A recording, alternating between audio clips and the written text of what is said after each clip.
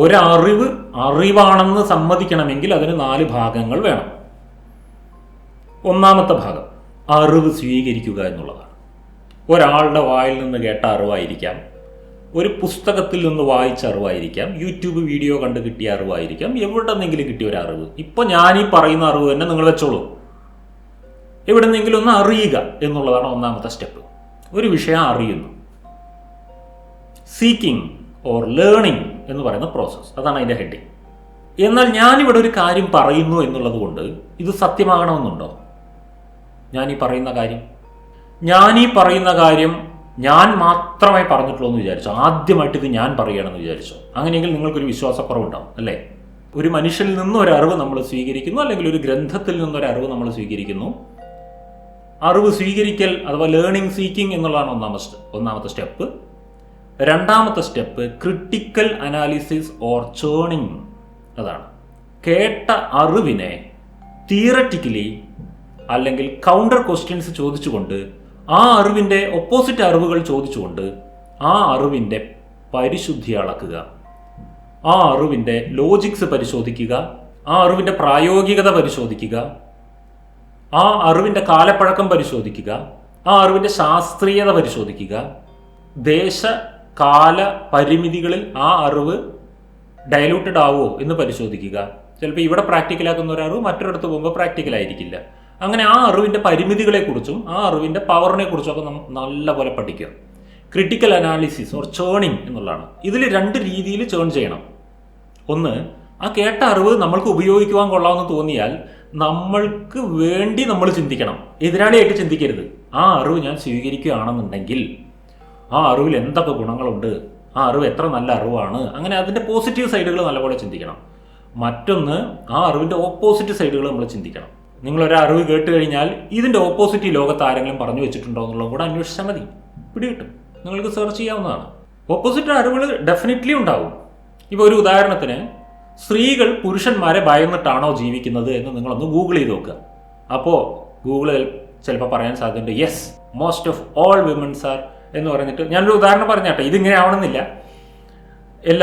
മിക്ക സ്ത്രീകളും പുരുഷന്മാരെ നല്ലപോലെ ഭയക്കുന്നുണ്ട് എന്നായിരിക്കും. ഇനി നിങ്ങളൊന്ന് ക്വസ്റ്റ്യൻ ചെയ്യുക, പുരുഷന്മാർ സ്ത്രീകളെ ഭയന്നിട്ടാണോ ജീവിക്കുന്നത് എന്ന് ചോദിച്ചു നോക്കുക. അപ്പോൾ അതിലും ചിലപ്പോൾ പറയാൻ സാധ്യതയുണ്ട്, അതെ, കുറേ പുരുഷന്മാർ സ്ത്രീകളെ ഭയന്നിട്ടാണ് ജീവിക്കുന്നത്, പുരുഷന്മാർക്ക് ഇത് ഇൻഹെറൻ്റ്ലി സ്ത്രീകളെ ഭയമാണ് എന്നായിരിക്കും. നിങ്ങൾ എന്ത് ചോദ്യം ചോദിക്കുന്നോ അതിനനുസരിച്ചിട്ടുള്ള ഉത്തരങ്ങൾ വരും. ഞാനീ പറഞ്ഞത് ഇങ്ങനെ ആവണമെന്നില്ല, സ്ത്രീയുടെയും പുരുഷൻ്റെയും കാര്യം അതല്ല ഞാൻ ഉദ്ദേശിക്കുന്നത്. കാര്യം മനസ്സിലായില്ലേ?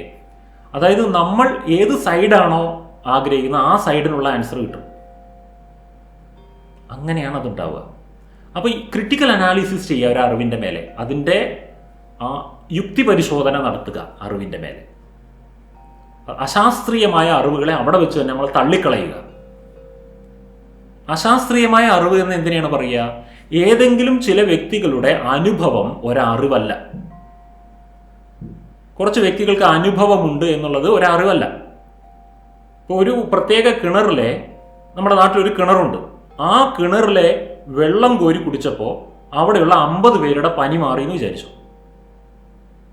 എന്ന് വെച്ചാൽ ആ കിണറിലെ വെള്ളത്തിന് ആളുകളുടെ പനി മാറ്റാനുള്ള കഴിവുണ്ട് എന്ന് അർത്ഥമാകുന്നില്ല. പക്ഷെ 50 പേർക്ക് അനുഭവമുണ്ട്. ഇതെപ്പോഴും നമുക്കത് അർത്ഥമാക്കാൻ പറ്റൂ? ആ കിണറിലെ വെള്ളം 1000 പേരെ കൊണ്ടും കൂടെ കുടിപ്പിക്കുക, എല്ലാവരുടെയും പനി മാറുന്നുണ്ടോ നോക്കുക. അങ്ങനെയെങ്കിൽ അതിന് ചില രീതിയിലൊക്കെ നമ്മൾ ചിന്തിക്കുവാൻ എടുക്കേണ്ടി വരും. പൊതുവെ ചിലപ്പോൾ നമ്മൾ ആ കിണറിൽ നിന്ന് 150 പേര് വെള്ളം കുടിച്ചിട്ടുണ്ടാവും, 50 പേരുടെ പനി മാറിയിട്ടുണ്ടാവും. ഈ 50 പേരുടെ അറിവാണ് നമ്മളിലേക്ക് എത്തിയിട്ടുള്ളത്. ബാക്കി 100 പേർക്ക് എന്താ സംഭവിച്ചത് നമ്മൾ അന്വേഷിക്കാൻ പോയിട്ടില്ല. അതൊരു അപൂർണമായ അറിവാണ്. ഒരു കൂട്ടം ജനങ്ങളുടെ അനുഭവം ഒരറിവല്ല, അതൊരു പരിമിതമായ അറിവാണ്, ഒരു പോസിബിലിറ്റിയാണ്. അല്ലെങ്കിൽ ഒരു കാരണം മറ്റൊരു കാരണത്തിൻ്റെ മേലെ കൊണ്ട് ആരോപിച്ചതുമാകാം. പല റീസൺസ് വരാം അതിൽ.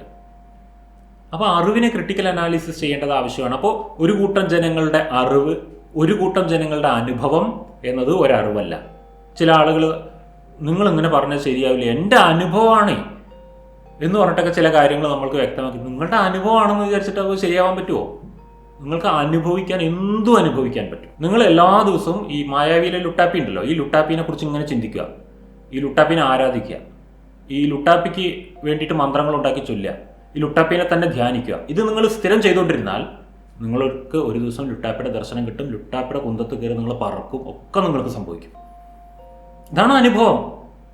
നമ്മൾ എന്തിൻ്റെ മേലെയാണോ കൂടുതലും ചെയ്തുകൊണ്ടിരിക്കുന്നത്, പ്രയത്നം മാനസികമായിട്ട് ചെയ്തുകൊണ്ടിരിക്കുന്നത്, അതിലേക്ക് നമ്മളങ്ങോട്ട് താതാത്മ്യം പ്രാപിച്ച ഒരു അനുഭവം ഉണ്ടാക്കി തരാൻ നമ്മുടെ മനസ്സിന് ഒരു പണിയില്ല. അതുകൊണ്ട് അനുഭവങ്ങൾ ഒരടിസ്ഥാന പ്രമാണമല്ല. അനുഭവങ്ങളും ഒരടിസ്ഥാന പ്രമാണമാക്കിയിട്ട് നമുക്ക് ഉപയോഗിക്കാം കേട്ടോ. അനുഭവങ്ങൾ അടിസ്ഥാന പ്രമാണമല്ല എന്നല്ല, അനുഭവം മാത്രമായിട്ടൊരു അടിസ്ഥാന പ്രമാണമായിട്ട് എടുക്കരുത്. ക്രിട്ടിക്കൽ അനാലിസിസ് ഒരു സൈഡിൽ നടക്കണം. ഒരറിവിനെ ക്രിട്ടിക്കലി അനാലിസിസ് ചെയ്യണം.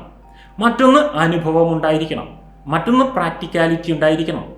ഇങ്ങനെ ഒരുപാട് കാര്യങ്ങൾ ഒരുമിച്ച് വരുമ്പോഴാണ് ഒരറിവ് യഥാർത്ഥ അറിവായി മാറുന്നത്. അപ്പോൾ ക്രിട്ടിക്കൽ അനാലിസിസ് ആൻഡ് ചേണിങ് ഇതാണ് ഒരറിവ് സ്വീകരിക്കുന്നതിൻ്റെ രണ്ടാമത്തെ സ്റ്റെപ്പ്. ഇതാര് എവിടെ പറയുന്നതാണെങ്കിലും ശരി കേട്ടോ, ഇതൊരു ദിവ്യ ഗ്രന്ഥത്തിലുള്ളതാണെങ്കിലും ശരി, നിങ്ങൾ ഏറ്റവും ആരാധിക്കുന്ന ഒരു വ്യക്തി പറയുന്നതാണെങ്കിലും ശരി, ഇത് നിങ്ങളെ പഠിപ്പിക്കുന്ന ഞാൻ പറയുന്നതാണെങ്കിലും ശരി, നിങ്ങൾ ക്രിട്ടിക്കൽ അനാലിസിസ് ചെയ്യണം. അല്ലാതെ ഒരു സാധനവും സ്വീകരിക്കരുത്. മൂന്നാമത്തതാണ് മെഡിറ്റേറ്റിംഗ് ഓർ ഇംബൈബിങ് എന്ന് പറയും. നമ്മൾ പഠിച്ച അറിവിനെ മെഡിറ്റേറ്റ് ചെയ്യുക, അല്ലെങ്കിൽ ആ അറിവിനെ ഇംബൈബ് ചെയ്യുക, അതിനെ ബൈൻഡ് ചെയ്യുക നമ്മളിലേക്ക്. അതായത് ആ അറിവ് നമ്മളുടെ അറിവാക്കി മാറ്റലാണ്. ഇതിനു മുൻപ് ആ അറിവ് ഒരാൾ പറഞ്ഞു തന്ന അറിവായിരുന്നു, അല്ലെങ്കിൽ ആ അറിവ് എവിടുന്നോ വായിച്ച അറിവായിരുന്നു, ഇന്ന പുസ്തകത്തിൽ ഇന്ന ഓതർ പറഞ്ഞ അറിവാണ്. അങ്ങനെയൊക്കെയാണ് ആ അറിവ്. നമുക്ക് മിന്നുന്നതെല്ലാം പൊന്നല്ല എന്നുള്ളത് പഴഞ്ചൊല്ലിലെ അറിവാണ്.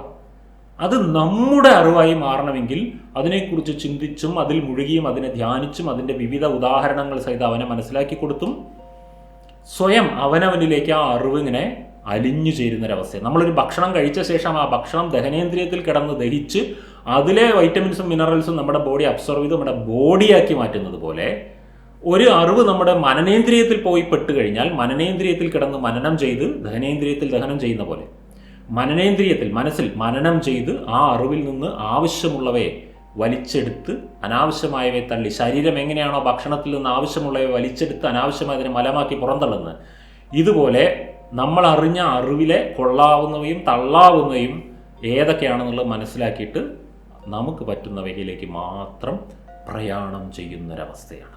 നാലാമത്തെ സ്റ്റെപ്പാണ് ഇംപ്ലിമെൻറ്റേഷൻ ഓർ ഡൂയിങ്. അത് ചെയ്യുക. ആ കേട്ട അറിവ് നമ്മൾ ക്രിട്ടിക്കൽ അനാലിസിസ് ചെയ്ത് ചേണിങ് ചെയ്ത് അതിനെ മെഡിറ്റേറ്റ് ചെയ്ത് ഇംബൈബ് ചെയ്ത് പിന്നീട് ആ അറിവ് നമുക്ക് പ്രാക്ടിക്കലാക്കാവുന്ന ഒരു അറിവാക്കിയിട്ട് മാറ്റി നോക്കുക. അത് നമ്മുടെ ജീവിതത്തിന് സ്യൂട്ടാവുമോ എന്നുള്ളത് കണ്ടുപിടിക്കലാണ്. അതാണ് അടുത്തത്. അത് പ്രാക്ടീസ് ചെയ്ത് നോക്കണം. മനസ്സിലാവുന്നുണ്ടോ? ഞാനിതിനൊരു എക്സാമ്പിൾ പറഞ്ഞുതരാം.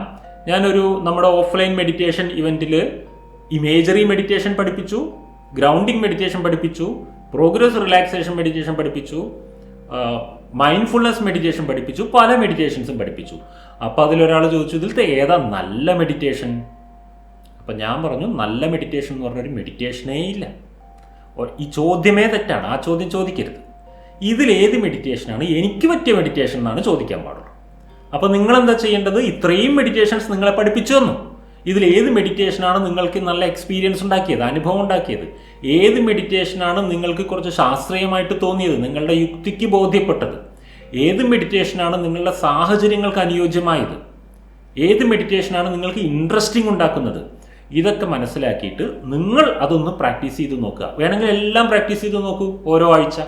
ഏതാണ് നിങ്ങൾക്ക് കൂടുതൽ ഈസി ആയിട്ട് ചെയ്യാൻ പറ്റുന്നത്, ഏതാണ് നിങ്ങൾക്ക് നല്ല റിസൾട്ട് ഉണ്ടാക്കി തരുന്നത് കണ്ടുപിടിക്കൂ. എന്നിട്ട് അത് നിങ്ങൾ കണ്ടിന്യൂ ചെയ്യുക. അതാണ് ഇംപ്ലിമെൻറ്റേഷൻ. അറിവ് ഇംപ്ലിമെൻറ്റ് ചെയ്ത് നോക്കുക. മിനിമം ഒരു 10 തവണയെങ്കിലും ഇംപ്ലിമെൻറ്റ് ചെയ്ത് നോക്കുക. അതിൽ വർക്ക് ചെയ്യുന്നുണ്ടോ നോക്കുക. ബാക്കി സ്റ്റെപ്പുകളൊക്കെ കഴിഞ്ഞാൽ അടുത്ത് ചെയ്യേണ്ടത് എനിക്ക് വർക്കാവുമോ എന്നുള്ളത് നോക്കലാണ്. ചിലപ്പോൾ ലോകത്തിൽ ഒരുപാട് പേർക്ക് വർക്കാവുന്ന ഒരു കാര്യമായിരിക്കും, അത് അവനവന് വർക്കാവുന്നുണ്ടാവില്ല. അങ്ങനെയെങ്കിൽ അവനവനെ സംബന്ധിച്ചോളം ആ അറിവ് കൊണ്ടൊരു ഗുണമില്ല. ഇങ്ങനെയാണ് നമ്മൾ അറിവിനെ സ്വായത്തമാക്കുന്ന 4 ചുവടുകൾ. എന്തൊക്കെയാണ്? സീക്കിംഗ് ഓർ ലേണിംഗ്, രണ്ടാമത്തെ ക്രിട്ടിക്കൽ അനാലിസിസ് ഓർ ചേണിംഗ്, മൂന്നാമത്തത് മെഡിറ്റേറ്റിംഗ് ഓർ ഇംബൈബിംഗ്, ഓർ നാലാമത്തത് ഇംപ്ലിമെൻറ്റേഷൻ ഓർ ഡൂയിങ്.